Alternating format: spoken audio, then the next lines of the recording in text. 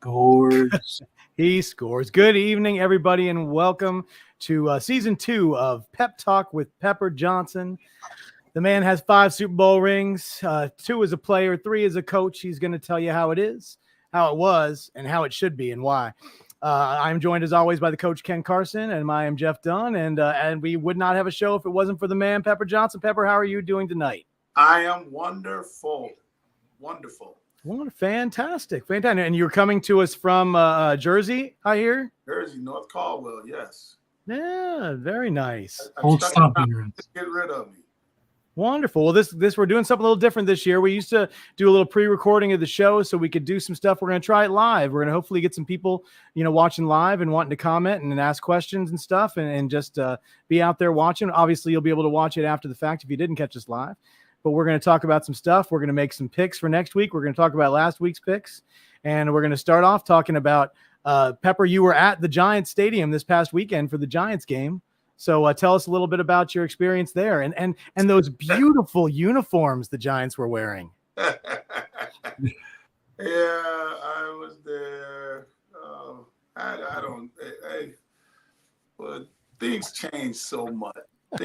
It's just changed so much. And okay, yeah, the uniforms were a little out there, but supposedly that was the first Giants uniforms. I can't get mad at that. What I was mad about is the freaking helmet looked like a Michigan Wolverine.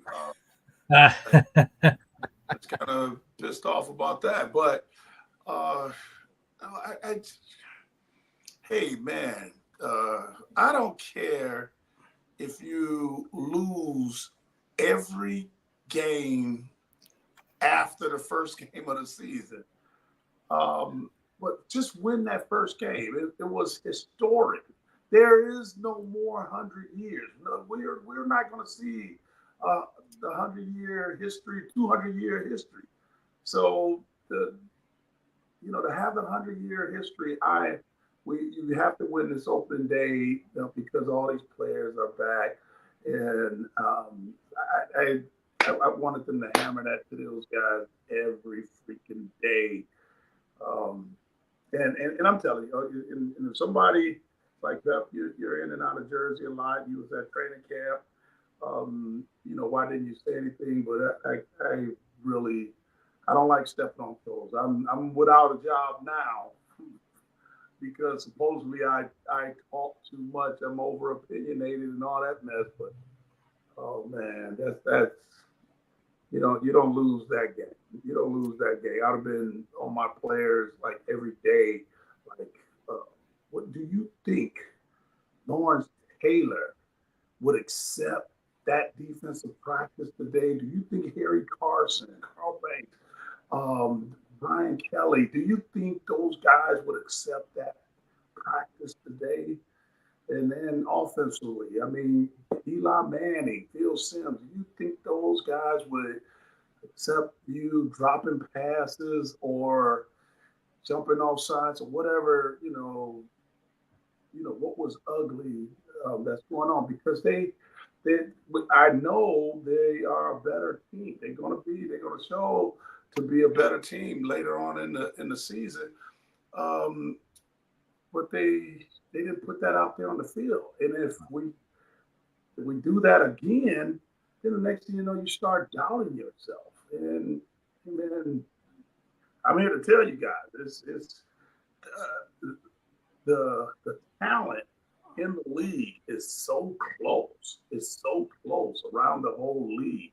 So anybody get on a roll and start feeling good about themselves, they go out there and perform. I don't know about you guys, but I watch Kansas City and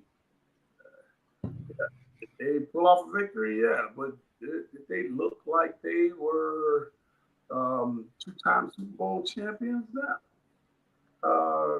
they made some mistakes, but they have so much confidence in themselves that they figured out ways to go out there and win ball games.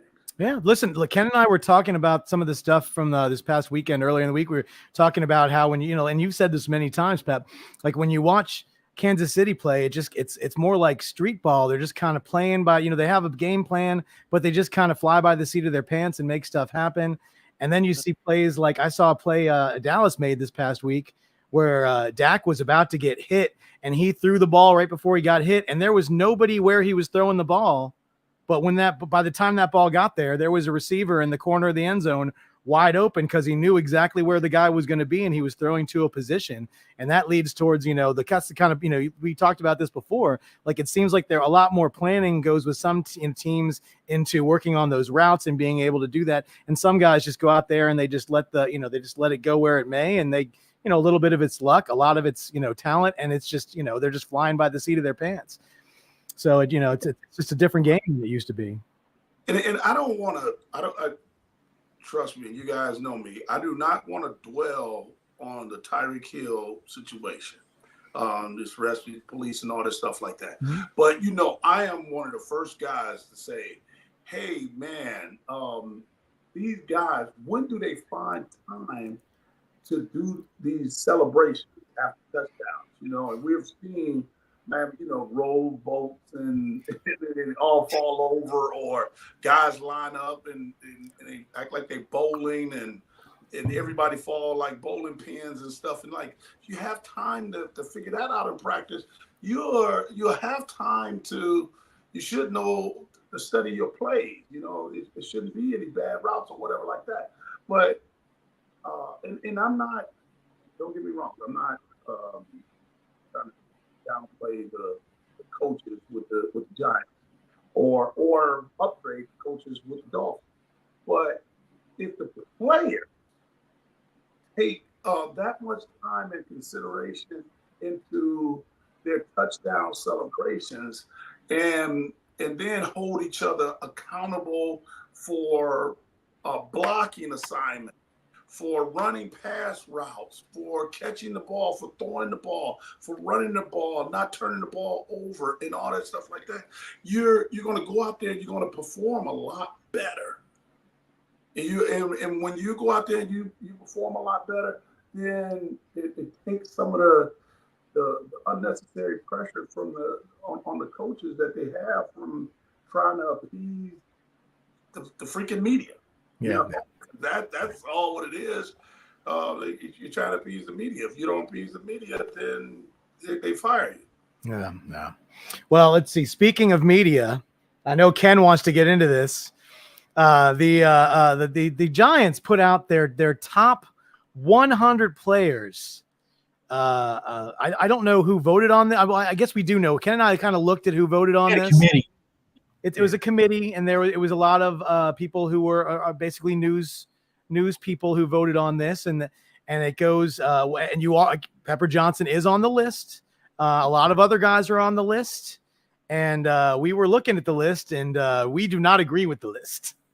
Now, I'm not going to take anything away from any Giants player who made that list or any Giants player who didn't make that list, but we were looking at it, and I like I said, I would love. I don't even know where to start with this. We looked at the top 10 and they were, there was some little, little stuff in the middle where we were like, okay, or, it could be, but they, it was when it got past 20 that it just started to jump around quite a bit. And I'd love to know, Ken, what was your opinions on this? What did you, when guys, let me say something right quick? Yes. And maybe it might help and it might hurt. They did a top 100, but they tried to go through positions. The way that they introduced us at halftime was the way that they selected the different players. So and why they end up putting us in numbers is beyond me. I think that was the worst thing out of that whole ordeal, is that they put us in numbers. They could have put us alphabetically. They could have put us by the positions and just say yes, that that's what they did in the top 100 players. But they chose to make it, add some drama to it or whatever, and did the top 100 players, and that's what how and I found this out in hindsight, but how it. Mm-hmm. Well, yeah, but once again, it wasn't. I mean, like I said, if they had listed them all in alphabetical order, if they had listed them by year, but they chose to put them in a certain order. Yeah. And and it did seem like there was a little bit of preferential treatment to some players and not to others. And I don't know. Ken and I went down the list, and he just, every time I would say a name, he was just like, "Really? What?" And I just thought it's once again, we're not trying to throw shade on anything. We just, and we are a little, I'm not going to say we're not a little biased, because, we do love Pep a ton on this show, but I don't know. Like I said, I wanted to get Ken's opinion on this before we go at you, and then you can be as diplomatic or not diplomatic as you want to about it, Pep. Well, to address the elephant in the room, not that you're an elephant, Pepper, but you were number 75, I believe, right? Yes. 75. When I look at the list, I mean, of course, that Lawrence is going to be number one, and but I found that, especially you and Gary, I think, is right behind you on the list. Yeah. Sports writers don't take into account that it's a unit that wins, that does those things. You know what I mean? Lawrence Taylor is a phenomenal player. But a lot of the things he gets to do on the field has to do with the fact that the other guys on the field are doing their jobs well enough for him to be able to get a field and go after quarterbacks and things like that. So you got to group those guys kind of together in my book, And when I look at the list, I see Harry up in the top. I think Harry's number 7, and even Carl Banks is pretty high up there. And then they have like you and Gary and those guys towards the back of the list. If you're gonna say that the linebackers are an important part of this football organization, especially the ones that won 2 Super Bowls for you in the 80s, then they should all kind of be grouped together. I'm not saying that you should have been 18 or 19 or anything like that, but certainly not a disparage from 17 to 75. That's just the way I look at it. And the Giants have always been, if you're going to focus on eras, the Giants era that you played in was a defense-focused group. I mean, you won with defense. I watched it. Unfortunately, too many times. So anybody who was a contributor to that defense should have been kind of grouped together, or they should have maybe like you said, Pepper, maybe they should have arranged it in a different way. But when I'm looking at it, I see players that are more modern type of players that played in maybe the 2000s, or even more recently, who are way high on the list, and I'm like, they were barely Giants. Some of these guys, they were just the biggest names on the worst teams kind of guys. It's like some of the rankings don't make sense, and I think they get all these sports writers in rooms to do this stupid stuff when they should actually be talking to maybe players and coaches about ranking these things. Again, to my understanding, how I did so, you can. So let's say they called out LT, Harry, and Carl. Yeah. All right.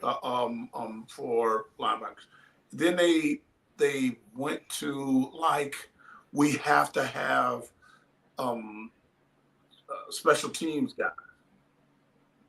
So they went to the special teams guys. So it's not really. Yes, I was 75 and Gary 76. But I really don't think like they meant for us to be 75 and 76. I really don't think the numbers was how when they sat down and they did it. And again, it's people like and I some of the reporters of course I know, and some of the reporters I don't know. I don't think that those guys really understood what I did while I was there, and what Gary did, what Mark Collins did. Well, I was surprised was surprised for him to have Mark ranked so high. I think he should have been or low or whatever. That he was a much better player for us, but how would these guys know? Because they didn't understand the whole concept of what we were doing in the first place. And we did things differently every day. Like, every game. Like, with Coach Belichick, what I give him a lot of credit for was the matchups. He saw a matchup, and and Parcells signed off on it. Then that game, I was a pass rusher. He saw in another game. Every time majority of the time when I played against Washington, I wasn't a pass rusher. I was a cover guy. Kevin Mitchell and those guys like that. You had a good running back that can come out of the backfield if going to ball to. I covered. But no one. I bet you anyone that was on that freaking board never knew that in my 13 years of playing in the NFL, only 4 passes was caught on me when I'm playing man-to-man. 4 passes. And 2 of them was in one game. And the 2 in that one game, I messed around and keep going to hear about me. Keep already know, but I made him fumble. Keep quiet. I made him fumble in one game. So how do you want to look at that? And we recovered the fumble. So how do you want to look at that? I don't think any of those guys know I was a good cover guy. I even had a coach. Matter of fact, I'm going to say his name, Eric Mangini.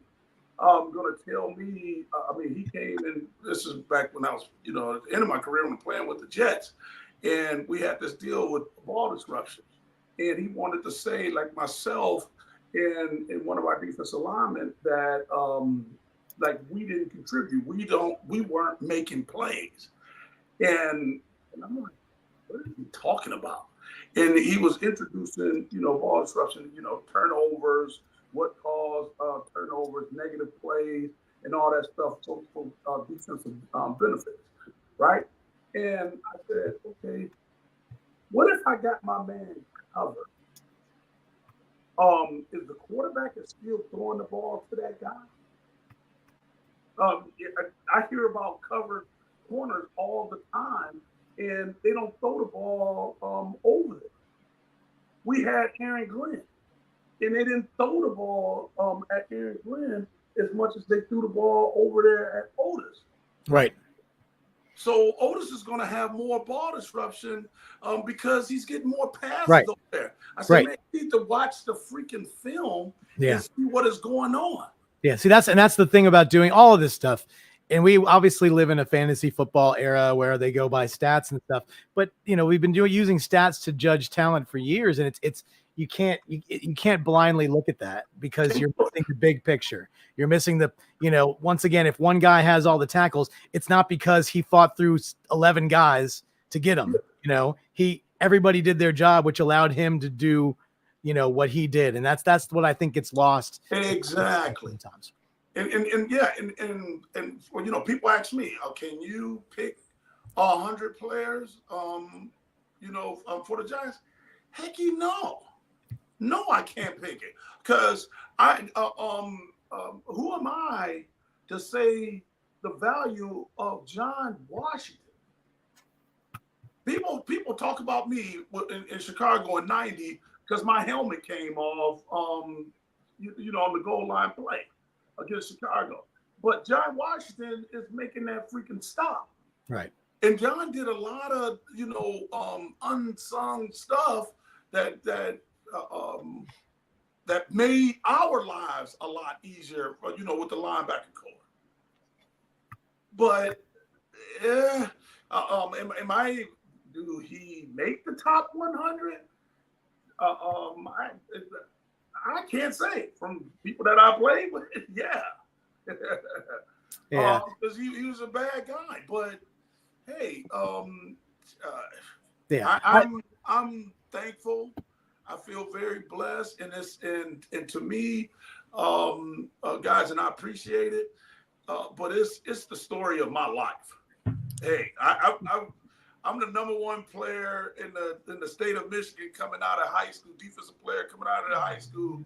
And when I went to Ohio State, they lined me up in the back. I was out of 9 linebackers in our class, I was number 9. Yeah. I was number 9. So I don't. I'm used to it. I'm used to it now. Hey, you playing alongside of Lawrence Taylor and Carl Banks and Harry Carson. Yeah, I'm mincemeat. You know, I'm the weak link on this freaking team. Get out of here. Yeah, it really does sound like when they made this list, they wanted to acknowledge a lot of people, and they felt like they should put it in some kind of order. But it seems like, you know, other than maybe the top, 10, and once again, not that they're the best at their position, but maybe just with their pull and influence, you can say they're really good. But you're exactly right. You can't. Who's to judge a punter against a cornerback or a quarterback against a wide receiver? To put them in different orders. Like I said, I wish they had just listed them, by era, and just said these are the top 100 in no particular order. And then it would have been great, because it would have, I just think the privilege of you being in that 100, which is no small task at all for you to be there, which is great that they acknowledge that. But to put them all in and just, say they're all in there together, and let everybody talk about who they thought was the best player they ever saw, and not try to put some kind of order to it. It's that there's 5,000, to my understanding, the number increased. I thought it was over like 3,800. Right. There's 5,000 players that actually played for the Giants in those 100 years, and to be picked 100 out of, it's somewhere in the 100, one of those 100 guys is an incredible feat, for myself. But yeah, I'm a hypocrite if I say that, everything was done fair, and everybody that was doing the choosing, watched a lot of, sat down and watched a lot of film and saw our impact. Yeah. What we did for the team at that given time. Right. I like to think that for my teammates, I impact their lives a lot more than what I got a rating for. But for those guys on the outside, hey, our days, what was done in that locker room, what was said in those meeting rooms, on that bench and stuff like that, we kept that stuff amongst us. We didn't let that out. So right. I don't care what reporter was covering us back in the day. He wasn't getting that much information, and if he did think he was getting information from a certain guy or something like that, I'm quite sure that guy probably sugarcoated some of the information that he was giving him, because he would have got busted. Right. As soon as that information would have went out, 2 and 2 said, "Hey, so and so must have told it." Yeah, no, exactly right. Well, once again, it is, like I said, we did want to address it because it was out there, and it was what. But I think that talking about it and looking it through, it just sounded like they just kind of, because I can't imagine that all of those people who voted on the top 100 Giants went back and watched all the tape from the 1938 Giants and the 1945 Giants, and they probably looked at some highlights, and they probably looked at some stats, and that's how they kind of. It's not like people were talking to people who went to those games. So it sounds like they picked some great names. They picked some guys that were very popular. There were guys, that played for the Giants, that I remember their names, back in the 90s and the 2000s, when you hear your Jeremy Shockeys, and you remember when, Todd Collins was the quarterback in these things, and these guys made the list because for a while they were impactful Giants.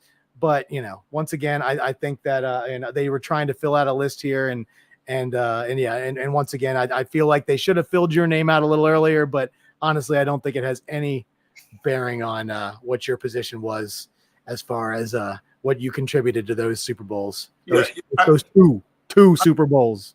Exactly. I like to say, instead of asking a reporter my impact out on the field, ask a couple of them guys with helmets on that was on the other side of the field. Yeah, exactly. That got to feel his forearm up in their face. So that what makes me feel good. The guys that I played against that respect me, and I have had a few guys.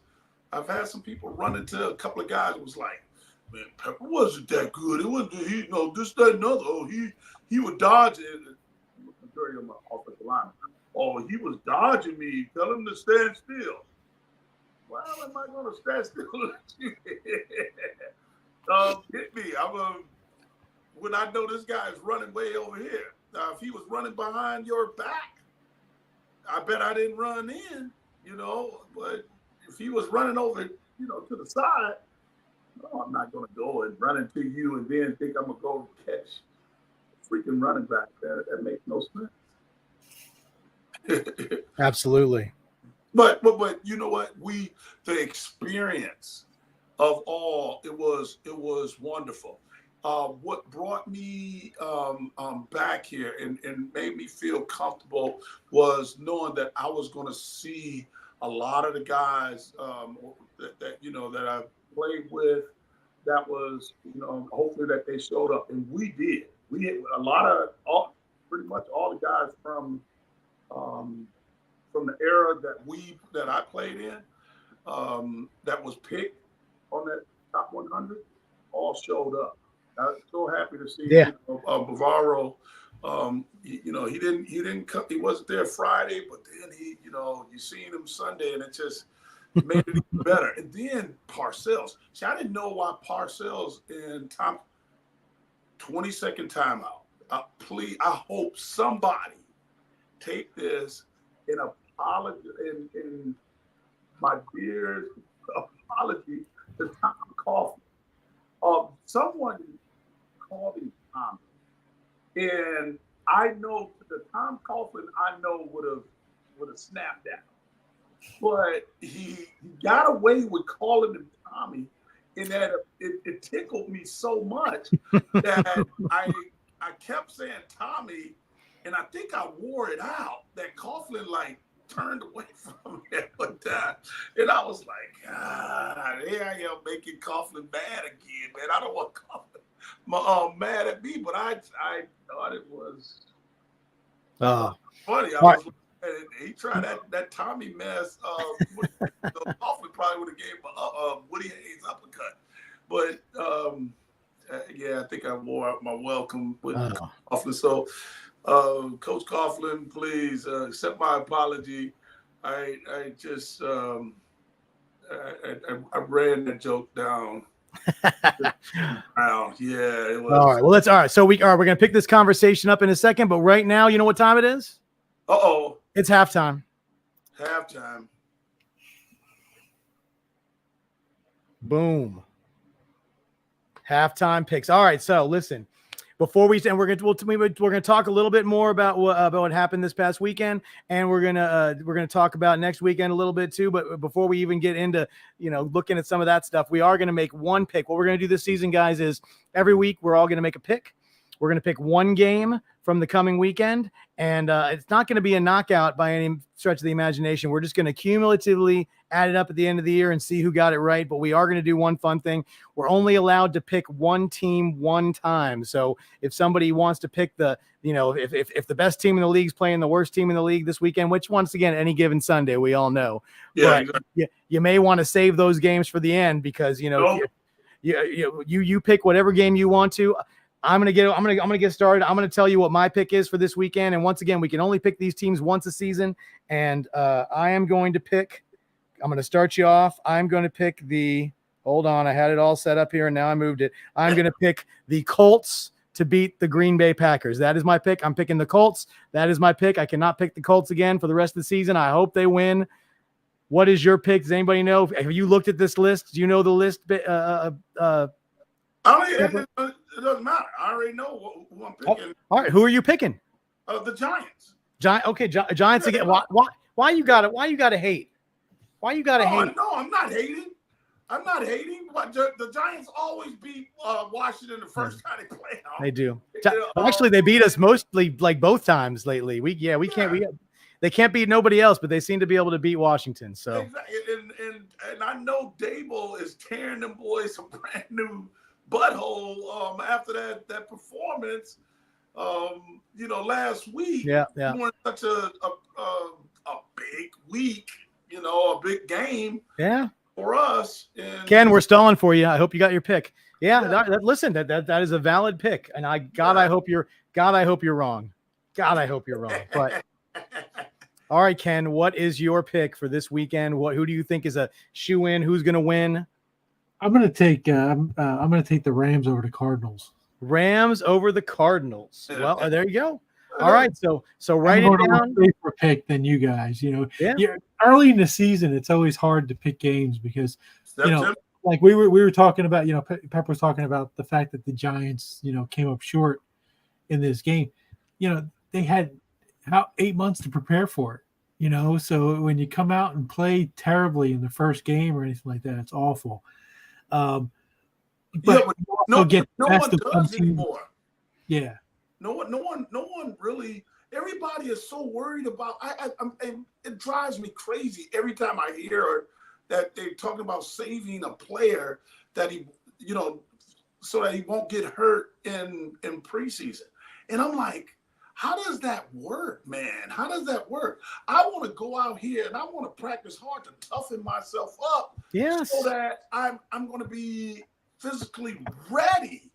Right. And you hear all these all the time for the season. Yeah, you hear these players say, "I can't wait for that first hit so I can get into," you could have got that first hit 3 weeks ago in the preseason if you played one play instead of sitting on the sidelines.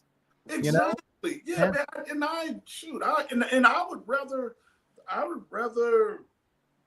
get injured if I had that choice in preseason or in training camp, so I got time to come back than in the season in a ball game, man. Yeah. I don't get it. I really get it. Guys didn't watch freaking Chinese movies like the old karate movies like I did when I was young. We used to go and they let us in. I'm not gonna say we snuck in, but you could say you snuck in. You can say you snuck in. Yeah, I'm not gonna. You didn't hear that from me. And we would go in, and the guy would sit up there, and he's getting ready to fight this big villain, the big tough guy that's eating everybody and snatching hearts out or whatever. And this guy, the star of the show, he's breaking boards. He putting his hands in hot rocks. He's and doing everything, and that the dude is getting ready to break the ugly guy's face. He's about to break his face with his raw hand. Why? Yeah. Because he made him tougher. Yeah. He didn't sit up there and worry about breaking his wrist punching a tree. Yeah. Exactly. Yeah. He didn't. Oh, let me just sleep in this cocoon and get mental reps. And then I'm going to fight the big guy and I'm going to know what to do. No, he went out there. He did it. Get out there and do it. Right. He did it. Yeah. All right. Well, we'll see how this goes, guys. It's going to be a cumulative thing. We'll see where we are at the end of the 18-week season. And so right now, Ken's got the Rams. Pep's got the Giants, and I got the Colts. And once again, each one of us cannot pick that team again. We are free to pick the other teams the other people picked. But we'll see how that goes. I can almost guarantee you I'm not going to pick the Giants all season. I'm just going to tell you that right now, Pep. I don't think I'm going to make that pick on any of the games for the rest of the season. For you to do it, huh? Yeah. I'm just kidding. But hey, listen. Like, right? Listen, we got lots of. Listen, my partner over here was a Cowboy. He liked the Cowboys. He was he rooted for the Cowboys. And so we've got all kinds of NFC East love here. But we love football as a whole, and we're just very happy that it's back. Did you get to see any of the games besides the Giants game this weekend, Peps? We're going to go right into the second half here and go. Did you get to watch any games this weekend? Yeah. I watched Detroit. I watched Kansas City. I loved watching the fact that Detroit got into overtime and ran the ball every single play down the field. They didn't pass it one time, right? I can't remember one. Yeah, they ran the ball all the way downfield and ran it in for a touchdown. Sooner or later, somebody is going to get back to pounding the ball and stop all these so-called great pass rushers that can't stop the run and run the ball right at them and see what they're going to do. And the majority of them are jumping around blocks, and they take two or three, they go through 2 or 3 plays, and they check out of the game. And then you can, I would like to think that other guy, I can run at him even more. Right. Because he's not starting. Yeah.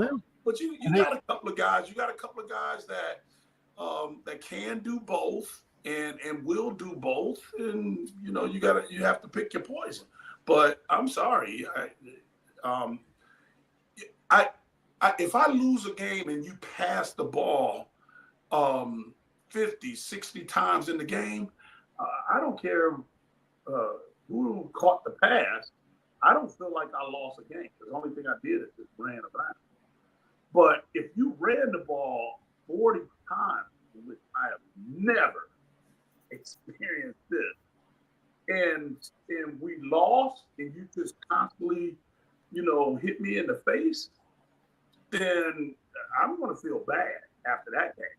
Yeah. I'm going to be tired because I couldn't stop you from running the ball, and I'm literally feeling beat up. But you pass the ball all day, it's a loss. That's why you see these guys they still, and it's ridiculous to me. At at the end of the game, they trade jerseys.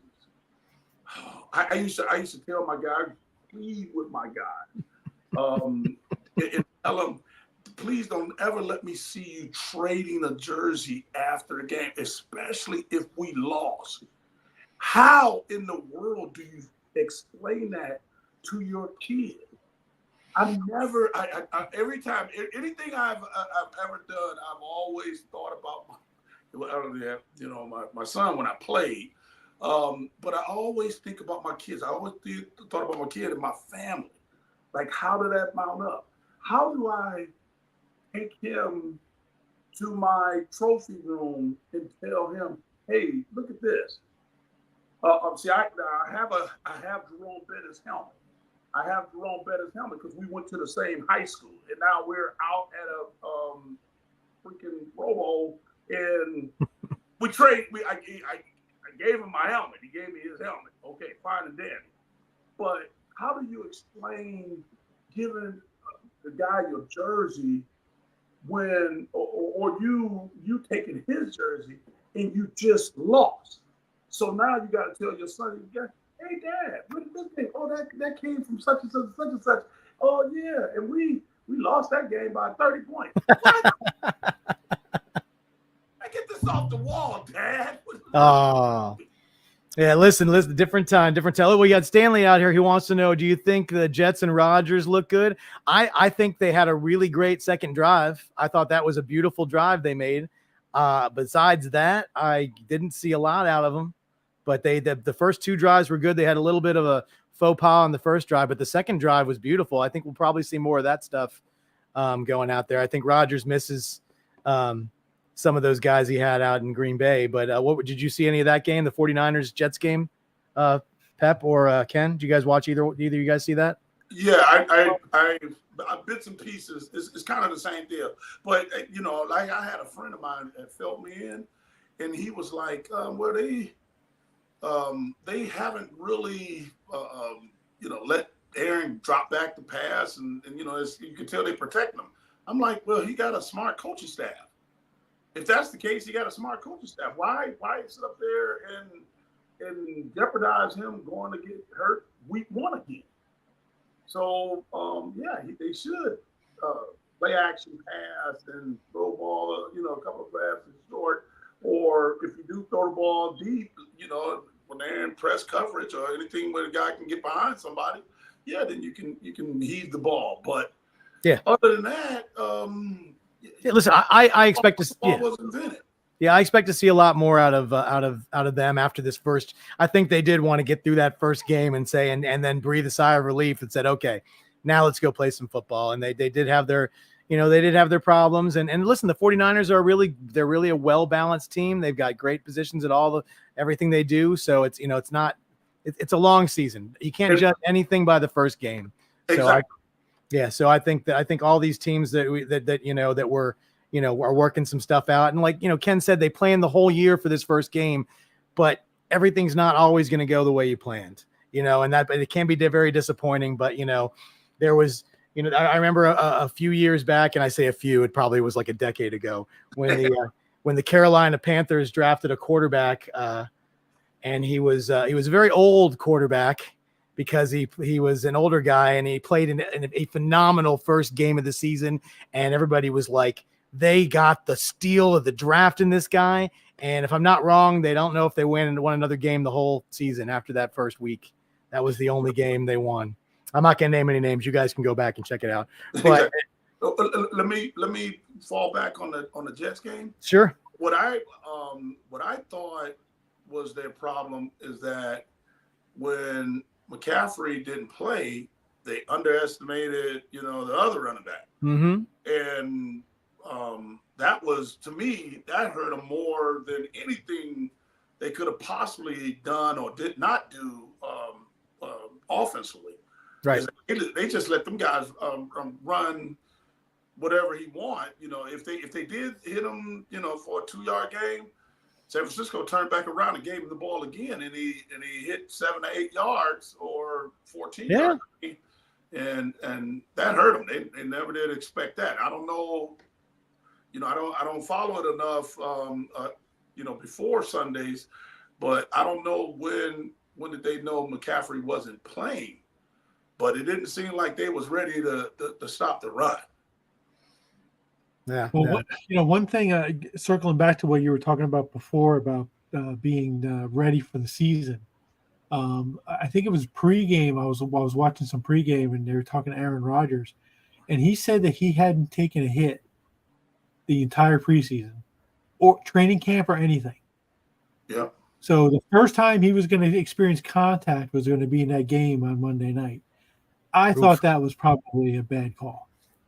You know what I mean? I know he's an older guy. I know he's a quarterback, but it's tough, Ken. It's tough. That's a sticky wicket. How do a quarterback get blows? Like now, when they say that, some quarterbacks, because I was with that 12 guy, he would run through the gauntlet like with the running backs. Yeah. And let them, just hit them with, them arm pads or something like that. He would sneak them in, and then Belichick would have his, I even did it myself too. We would sling bags at him just so that he would step to the side and, or back and forth. And then Belichick would be standing behind him, and he would throw behind him and actually hit him. No, did that really simulate a man? No, but you have to watch, how the contact goes on receivers and quarterbacks. You have to watch that how contact goes for them, and then it's up to the player. It's up to the player. And Aaron Rodgers has been around for a long time. He knows what he can take and what he can't take, and if he's never been like hitting in practice before any season, then it's nothing new. It's nothing new. Keep him off of him and protect him, and everything is going to be good. But if he is used to running through the running back gauntlet, and getting hit by a couple of bags or something like that, then I think they should have did that. But you can't send that guy through a tackling drill. You really can't. Or you can line him up and do this quarterback sneak stuff and let somebody run to him that way. Yeah. It's like that. And that's the only way you can get a hit. Like really, with all honesty, some of the better backs, they don't get much contact until that one or two carries that they get in a preseason game. They don't, and we would, with Parcells, we would tackle on the goal line. We would tackle Joe and them, OJ, Rodney Hampton. But it was if they ran the ball between tackle and tackle. If they ran the ball outside, we weren't allowed to tackle because that's just when you twist something up or like that. But OJ come running in between the tackles and think he getting ready to run somebody over, and we getting ready to hit him in the face. Yeah. No, but there were. Listen, there. Oh yeah, listen. Once again, there's it's a different kind of football than we got now. I think protecting your multi-million-dollar man might be a good thing, but once again, getting out there and then nothing beats a game and nothing beats playing. Not planning for it, not anything in my opinion, but with the new way that they do preseason now, it used to have sort of a flow to it when it was 4 preseason games. You knew you weren't going to see a lot in the first game. You were going to see a little bit in the second game. You were going to see a quarter or a couple drives by the starters in the third, and then everybody sat for the fourth. And now because it's now a 17-week season versus a 16-week season, they don't seem to have that, like the flow of how they want to do stuff. Like I would have, as a Washington fan, I would have liked to seen more of Jaden Daniels during the preseason. I've talked to some other Washington fans who said no, they were fine with it. It's just, once again, it's just a matter of, I think somebody needs to figure out what the purpose of this preseason is, and they may even knock it down to 2 preseason games pretty soon and go to an 18 game season. So we'll have to see whatever happens with that. You're gonna get more players injured. Yeah. I'm telling you, they're going about it. The only way you get into football shape is by playing football. Yeah. I'm sorry. They can sit up there and they can take all these plays off and all that stuff like that. I'm sorry. You're not getting it in. And some of the smarter coaches, the way that they avoid the game day mess is you go and you scrimmage and you get another team to come up. Either you go to their practice facility or they come to your practice facility. You practice against them for like 2 or 3 days, and then you play the preseason game.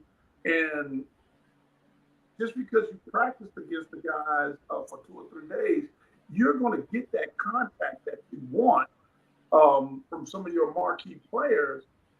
And then in the game, which what we see, what the general public see, so-and-so don't play in the game. Rodney Hampton don't play in the game, but Rodney got all his thumps that he wanted in the practice, in those 2 or 3 days of practice against another team.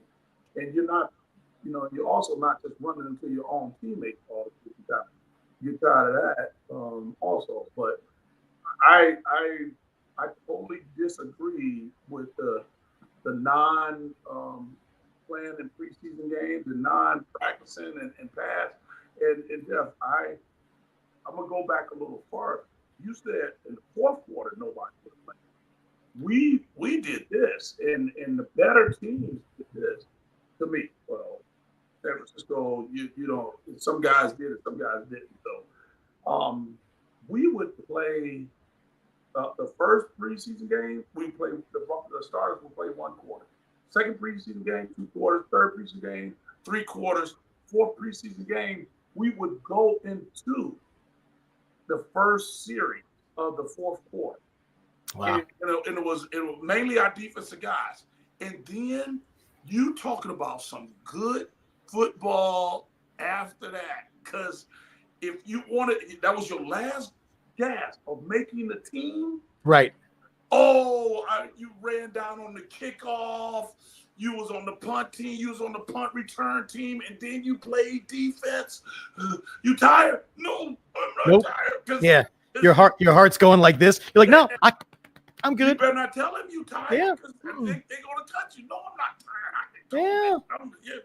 You drop down and do a couple of push-ups or whatever you. There you go. You will see guys. a guy on a tackle, you see people diving just to get into the pile, and offensive linemen cleaning up the pile and knocking people off.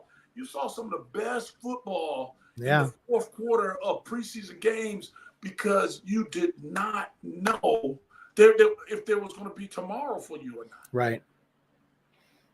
And oh man, it was, because I know I was one of them. Guys, my teammates was joking with me this weekend. I was like, Pep, stop saying you thought you was going to get cut. You was a second round. I said, dude, I didn't know any of that. Y'all was keeping this a secret. I thought I was going to get cut. I thought I could still get cut.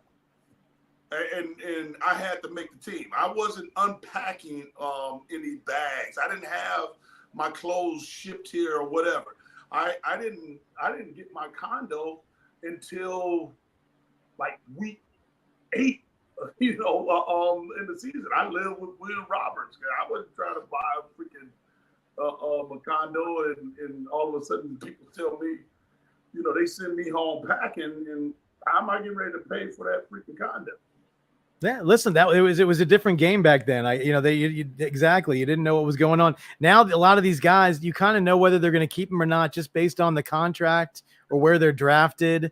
They feel like they have an investment in somebody, and they're like, we have to at least see if he, keep him for a while. If he pans out because we paid X amount of money for him. And you see that a lot now in the league. You don't see, it does happen where guys get cut where you're a little surprised, and but more than likely than not, the guys who are, really would have to have a phenomenal preseason to make the team. They might still make the practice squad, but to make the team when they don't have when they weren't drafted, when they don't have a big contract, it does seem like they would have to literally, if they're a receiver, they'd have to catch every ball, run down the field on every single play. And once again, you don't see that a lot, and there's not a lot of time to see it anymore. Like I said, 3 preseason games. It just doesn't seem. It seems like there's different players in there every single game that just because they got these large rosters, they're trying to dwindle down, and it just doesn't seem like it's the same as it used to be, like you said. But we're winding down here. We got about 5 or so minutes left. I'll let you know when it's a 2-minute warning, and then Pep's going to give us a little locker room out. But I did want to. Talk about are there any games this weekend that you're really looking forward to seeing? Do you know what's coming up? I can tell them to you if you want. If there's anything that's on your mind that's good, we got tomorrow night the Bills Dolphins. That could be an interesting game. Niners Vikings. We got Seahawks Patriots. I'm going to be watching the Giants and the Commanders with my fingers crossed. Knocking on wood all day. Saints Cowboys is I think one of the featured games. Tomorrow at 1:00. Let's see. We got some other great games. Anything jumping out at you? I'm sorry to cut you off, but any NFL game to me are all big. There's no certain matchups I'd rather see. I don't put a team so early in September on a pedestal. So, whether I see them now or I see them sometimes later, whatever games they put on TV, I'm going to find some type of excitement about it. I have a few guys that's out there coaching now that I wish them well, that they're doing well. So I'm gonna watch Patrick Graham and the Raiders and hopefully. Those guys come around and get them a victory this weekend. But if I don't get to see them, I don't get to see them. But I think I don't separate the so-called talent, the elite receivers, or I do think that guy with the Jets, the Sauce Gardner guy. Because he's from Detroit, I think he got a little extra something in him because he breaks up some passes. He got a little swag about himself, and when they do catch a pass on him, it ain't like they have to work. They really have to work. So that guy is a little different. But I don't see much difference in Sure. a lot of other players, whether it's a pass rusher, whether it's not. Talking about the Raiders, like that guy Cosby. I not trying to take anything away from him, but I think he got so many people scared of him over there on the other sideline, which is a great strategy. Yeah. That he is beating their butt just because they're freaking scared of him. He's kicking their butt. I've Sure. watched.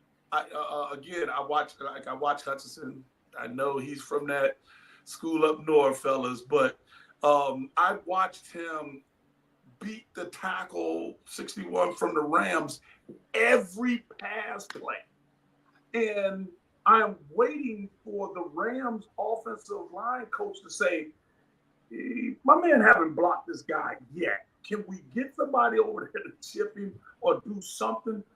The quarterback had to throw the ball, and Hudson was still touching. He touched him every pass play. He touched him, and there's nothing they did about it. And it was no changes. And it's hard for me to say you did not know that in training camp. You didn't know that was going to be a beast of a matchup.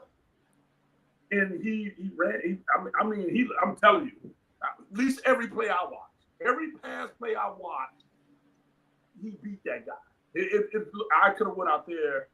Can't say I was going to do better, but I would have looked just like that because I would have been coaching him his pass rush moves. Oh yeah, that was a good inside move. Oh yeah, that was a good outside move. Yeah, and getting out of his way. But yeah. All right. Well, let's see. So Pep, we're almost at the end. Some of these shows are going to run longer than others, guys. We're going to plan on having some guests around this season too. We're going to be talking about all kinds of stuff. And I see that Stanley had another question about do we like the frequency of these international games? I'm going to write that topic down. We'll definitely get to that topic probably next week. So far we've only seen the one in Brazil, but there's probably going to be a lot more of them going around, and we'll definitely talk about that.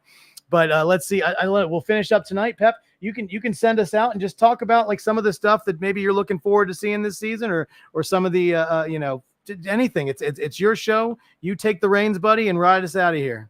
I would like. I still dream of football being football and not trying to appease so many people. Not just trying to. Hey, the excitement is passing the ball, and I don't get how we got to that. It's a physical game, and if you don't like to see people getting hit, then you shouldn't watch football, because the contact it has to be there. You have some very big guys moving very fast. A lot faster than your average guy walking down the street, and that impact is going to shock some people. Is going to mess with some people. And for the ball players, get yourself in position where just because this guy ran into me, you don't have to roll around on the ground and act like it's the worst blow ever. That is crushing you or something like that. I'm sorry. I never wanted to lay on the ground and roll around because I didn't want my mother to think I was hurt. So I didn't want that guy to think he hurt me. So I popped right back up. You guys see, last year we watched that Keith Byars. My brother hit me and knocked me up in the air. And you think I was getting ready to let that guy know that it hurt? Yeah.